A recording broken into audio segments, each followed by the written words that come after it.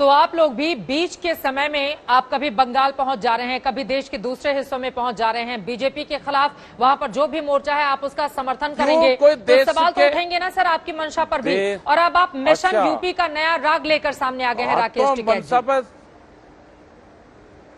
अच्छा, वे चुनाव लड़े तो कोई राग नहीं, वे चुनाव लड़े तो रागड़ी गाते हैं, वे भजन है।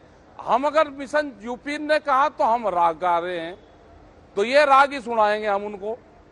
कौन सा राग ये सुनाएंगे? देश की जनता ने उनको वोट दिया है तो राग ही सुनाएंगे। अच्छा, राग ही सुनाएंगे। जब हम उनको वोट नहीं दे रहे तो कोई जबरदस्ती है क्या, या गुंडागर्दी के दम पे वोट लेंगे? किसके साथ जाएंगे फिर? ये तो नहीं होना चाहिए कि गुंडागर्दी के दम पे वोट लेंगे।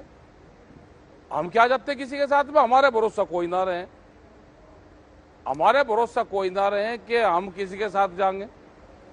2014 का चुनाव आप लोकसभा का आरएलडी के टिकट पर लड़ चुके हैं, तो पश्चिमी उत्तर प्रदेश में क्या एक बार फिर से आप संभावना देख रहे हैं वो तो कि तमाम किसान नेताओं को पश्चिमी यूपी में उतार दिया जाए, दूसरे हिस्सों को भी साथ में लिया जाए?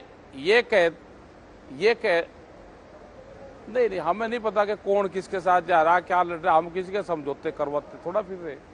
हम ये है कि किसान आंदोलन कैसे आगे बढ़ेगा, देश के किसानों की समस्याओं का समाधान कैसे होगा, और समाधान होगा भारत सरकार से बातचीत करके, और हम भारत सरकार से ही बातचीत करना चाहते हैं। सरकार किसी की भी आ जाए।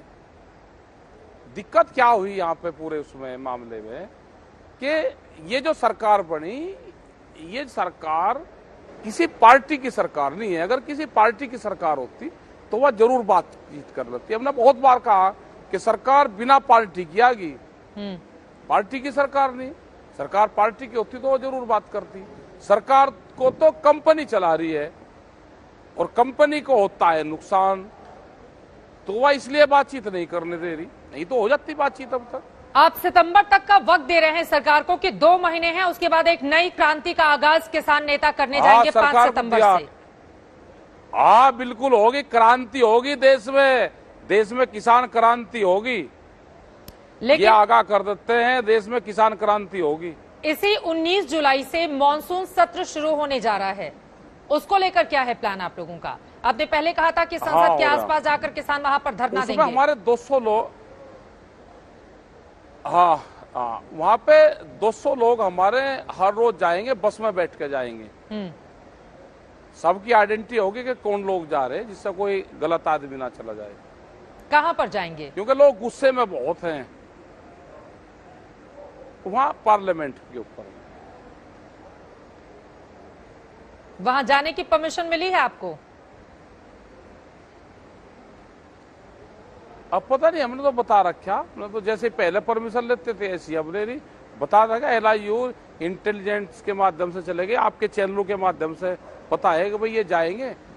जब शुरू होगा जाना, जब कोई रोकेगा, जब देख लगे। ठीक है, उसके बाद 15 अगस्त भी है, मॉनसून सत्र में भी आपकी तैयारी है।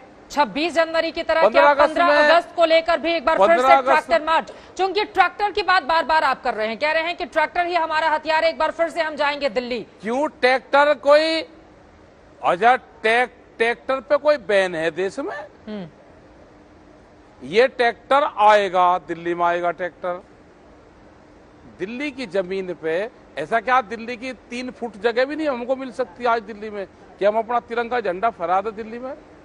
यहाँ पे है दिल्ली की जगह, जहाँ पे हम गाजीपुर में बैठे, यहाँ पे और जगह भी बैठे, वहां पे दिल्ली के बॉर्डर है। यहाँ पे हम झंडा फहराएंगे। कहाँ झंडा फहराएंगे, क्या करेंगे? देखो, तिरंगा झंडा फहराना कोई पाप तो हम कर नहीं रहे। 26 जनवरी से लेकिन कुछ सबक तो सीखा होगा ना आपने राकेश टिकैत साहब? 26 जनवरी से सबक तो सीखा होगा ना? तो इसकी कोई जांच करवा सकता है? सबक सीख गया हम, इसकी कोई जांच करवा सकता है? कोई देश में ऐसी एजेंसी है कि 26 जनवरी की जांच कर दे? ठीक है, आप जांच की मांग कर रहे हैं, लेकिन एक बार फिर से मिशन यूपी पर आ जाते हैं। चूंकि 2 बार आपने खुद टिकैत साहब, एक बार 2007 में निर्दलीय विधानसभा का चुनाव लड़ा, 2014 में आपने लोकसभा का चुनाव लड़ा, लेकिन आपको हार का सामना करना पड़ा था।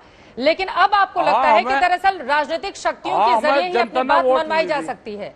इसी वजह से अब आपको लगता है कि किसान आंदोलन को आगे बढ़ाते हुए अपने कुछ लोगों को मैदान में उतार दिया जाए, और इसीलिए मिशन यूपी को लेकर आप आगे चल रहे हैं? ना